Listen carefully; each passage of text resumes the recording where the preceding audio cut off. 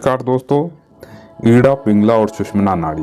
देखिए, सुषुम्ना नाड़ी को कैसे जागृत किया जाता है। देखिए, आप में से कई व्यक्ति ऐसे होंगे जो ईड़ा और पिंगला नाड़ी को सुचारू रूप से और बिल्कुल अच्छे तरीके से जानते होंगे, क्योंकि इसका मतलब वे जानते हैं। लेकिन सुषुम्ना को जानना थोड़ा कठिन विषय है, क्योंकि इसको जानना नहीं, इसको अनुभव किया जा सकता है, इसको महसूस किया जा सकता है, इसकी शक्तियों का महसूस किया जा सकता है। थोड़ा जानना कठिन होगा कि इसको किस रूप से परिभाषित किया जाए, किस तरह से परिभाषित किया जाए। अब देखिए, मैं आपको एक चीज बताता हूँ कि ईड़ा और पिंगला ये है क्या। पहले ईड़ा नाड़ी और पिंगला नाड़ी, इसके बारे में मैं थोड़ी सी आपको व्याख्या कर देता हूँ, जिसका कि आप सरल रूप से आप जान सकते हैं। देखिए, सर्वप्रथम मैं बात करता हूँ यहाँ पर ईड़ा नाड़ी। ईड़ा नाड़ी क्या होती है? ईड़ा नाड़ी आप मान के चलिए, आप ये है सब आपके नासिका से है। ईड़ा और पिंगला यानी ईड़ा नाड़ी है जो आपका बायां भाग है। बायां भाग किसको कहेंगे? बायां भाग यानी आपका उल्टा हाथ। उल्टे हाथ को बायां बोलते हैं। इसी प्रकार जो आपके शरीर का जो भी बायां भाग है ना, यानी वो उल्टी तरफ है, और जो दायां भाग है जो आपका सीधा हाथ है वो सीधी तरफ है। जितना भी आपकी यानी आपका बायां कान, बाईं आंख, तो इस प्रकार से सीधी तरफ है ना। तो यहाँ पर जो ईड़ा नाड़ी है जो बाईं तरफ होती है, इसको चंद्र नाड़ी भी कहा जाता है।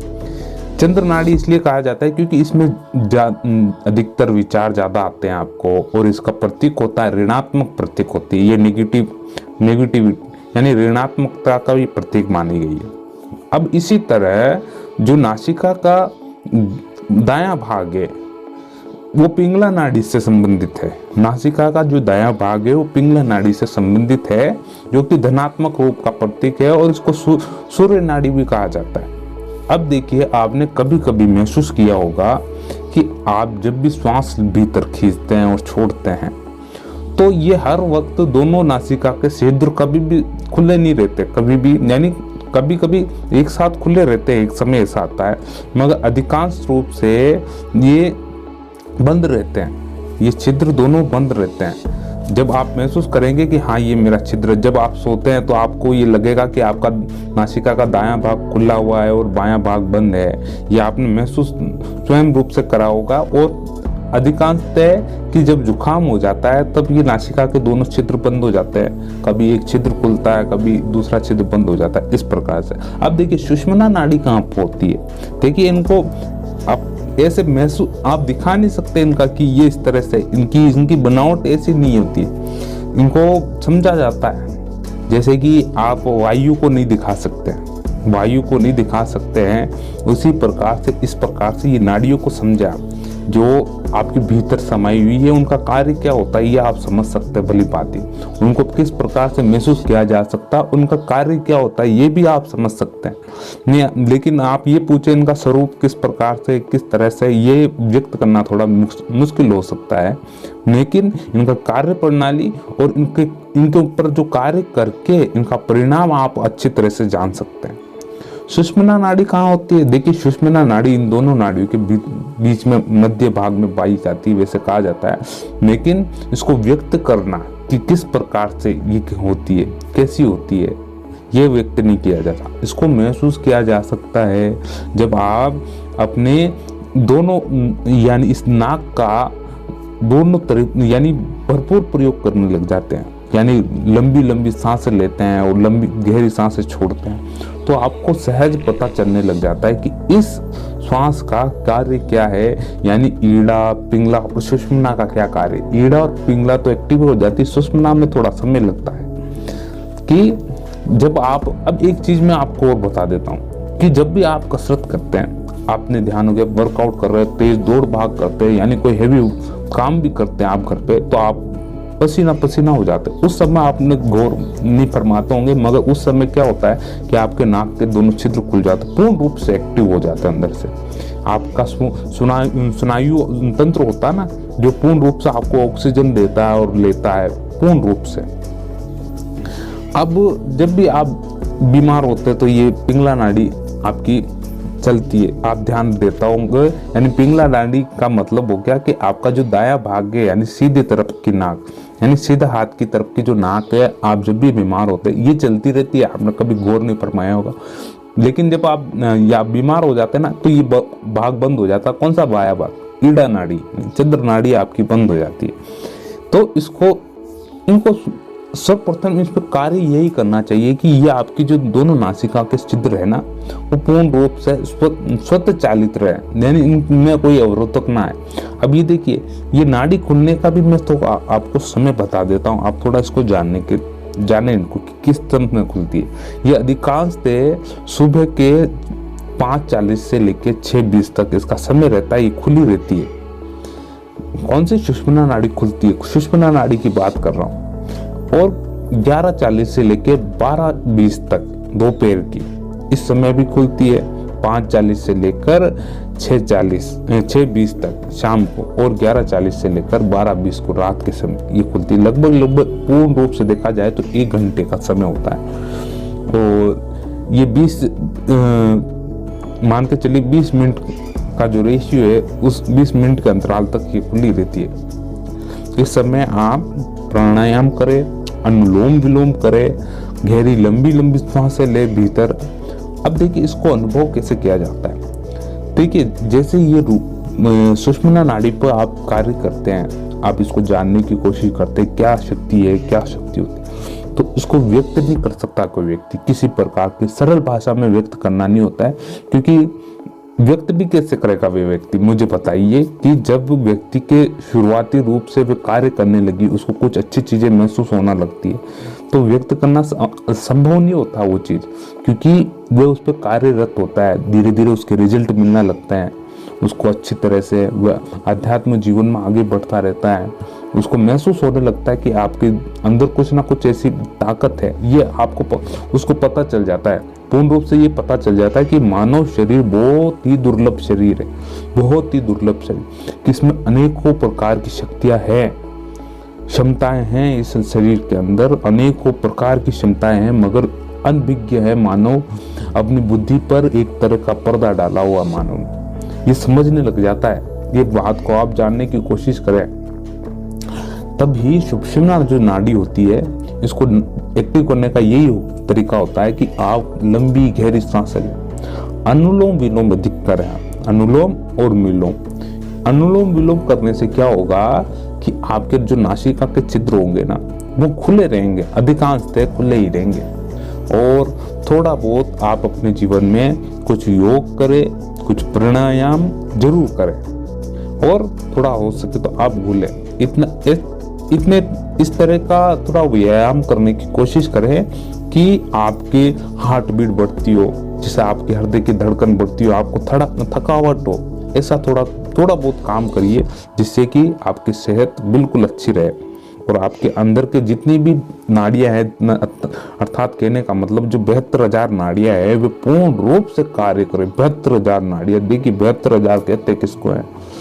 और अगर आप ये मानव शरीर से चमड़ी हटा दो, चमड़ी खाल हटा दो, तो आपको दिखने लगेगी कि ये नाड़ियां किस प्रकार से पूरे शरीर में नाड़ियां किधर से किधर खून जा रहा है, इधर से आप समझ नहीं, जाल है एक तरह से 72,000 नाड़ी, आप समझ नहीं पाओगे। छोटी नाड़ी, बड़ी नाड़ी, धमनियां वगैरह, जहाँ से खूब खून जाता है, मगर इस पर आप कार्य करें, शरीर को स्वस्थ रखें और लंबी गहरी सांसें लें और छोड़े, उन पर ध्यान रखें। लंबी गहरी सांसें लेते हैं, उसी पर सांस पर ध्यान दें। सुषुम्ना नाड़ी आपकी कब एक जागृत हो जाएगी, आपको स्वयं को पता नहीं चलेगा। ये मैं आप बता रहा हूँ, आपकी सुषुम्ना नाड़ी किस समय जागृत हो जाएगी आपको स्वयं को पता नहीं चलेगा। लेकिन आप जब तक इस पर कार्य करते रहेंगे, यानी श्वासों पर ध्यान देते रहे आप, और इतना मान के चले कि आपके नासिका के दोनों छिद्र खुले होना जरूरी है, यानी लंबी गहरी सांस लेते हैं। इसलिए मैं यही कहता हूँ, जब भी आप व्यायाम करते हैं, ध्यान करने भी बैठते हैं, तो लंबी गहरी सांसें ले, अनुलोम और विलोम जरूर करें और कपालभाति जरूर करें। भस्त्रिका करने की कोशिश करें। भस्त्रिका सबसे अच्छा व्यायाम है इसके लिए, भस्त्रिका सबसे अच्छा, यानी लंबी गहरी सांस छोड़ना। जैसे मैं आपको एक बार करके बता देता हूँ,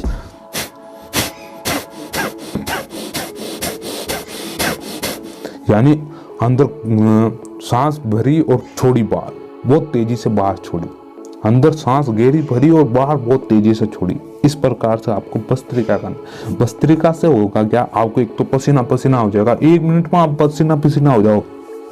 अधिकांश व्यक्ति 1 मिनट भी नहीं कर पाते इस चीज को। ये आप करके देखना। भस्त्रिका से आपके अंदर की जो यानी ये जो पंप होता है ना खून, और ना जो ऑक्सीजन पंप होती है अंदर फेफड़ों में, फिर हृदय को भी अच्छे तरह से खून पहुंचाती है, ऑक्सीफाइड खून पहुंचाती। तो ये बहुत अच्छी प्रक्रिया है भस्त्रिका। मगर अधिकांश से व्यक्तिगत इस चीज से अनभिज्ञ हैं, जो कि ये चीज करना नहीं चाहते। ये आप कीजिए, इससे क्या आपको बहुत लाभ होगा आंतरिक रूप से। भले आप शायद बाहर से आप दिखते नहीं हो, आंतरिक रूप से आप इतने स्वस्थ हो जाओगे कि आप इसका अनुमान नहीं लगा सकते। भस्त्रिका से आपके ईड़ा और पिंगला नाड़ी स्वयं पूर्ण रूप से खुली रहेगी। सुषुम्ना नाड़ी आप धीरे धीरे जब भी ध्यान में की अवस्था में आगे चलते रहेंगे, आगे बढ़ते रहेंगे और निरंतर रूप से, तो आपको स्वयं को पता चलने लग जाएगा। आपको स्वयं को पता चलने लगेगा, किसी पड़ोसी को नहीं जो आपके साथ में रहकर कर रहा है। आपकी प्रक्रिया आपको ही पता रहेगी। ये मान के चलिए कि आपकी सुषुम्ना नाड़ी पर कार्य होता रहेगा, उस पर स्वयं जागृत होगी, स्वयं जागृत होगी। ये बता रहा हूं मैं। और इसके फायदे नहीं के बहुत फायदे आप मान के चलिए। आप जो भी आपके अंदर सुधार होंगे, आपके नेगेटिव विचार दूर होंगे, सकारात्मक विचारों का आवागमन होगा मानसिक रूप से।